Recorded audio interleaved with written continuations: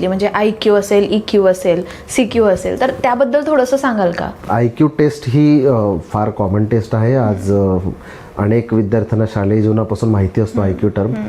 आणि पालकही सारखा विचार करत असतात माझ्या मुलाचा IQ इतका, त्या मुलाचा किती वगैरे वगैरे कम्पॅरेटिव्हली बघतात. इंटेलिजन्स क्वोशंट आपण त्याला म्हणतो.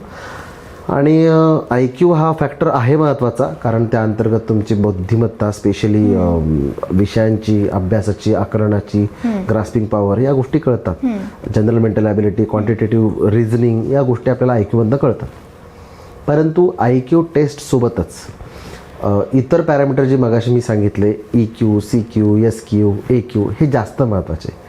याच्यामध्ये इमोशनल क्वोशंट हा तर मी म्हणेल सोल ऑफ एव्हरी पर्सनॅलिटी आहे, प्रत्येक व्यक्तीचा आत्मा म्हणावा लागेल, कारण हा फार जास्त महत्त्वाचा फॅक्टर आहे. त्यानंतर CQ आहे creativity quotient, there is SQ, there is AQ adversity quotient. Okay, हे असे अनेक पॅरामीटर असतात की जे व्यक्तीमध्ये तपासले गेले पाहिजे. केवळ IQ सांगून तुम्ही एखाद्याला एखाद्या क्षेत्रात नाकारू शकत नाही, किंवा केवळ IQ सांगून तुम्ही एखाद्याला एखाद्या क्षेत्रात ढकलू शकत नाही. त्यामुळे आम्ही जनरली भर देतो तो IQ सोबतच EQ वर जास्त भर देतो, कारण एखाद्या क्षेत्रात प्रवेश करणं म्हणजे IQ मदत करू शकतो, पण त्या क्षेत्रामध्ये यशस्वी होण्यासाठी त्या व्यक्तीला EQ ची गरज असते. बरोबर.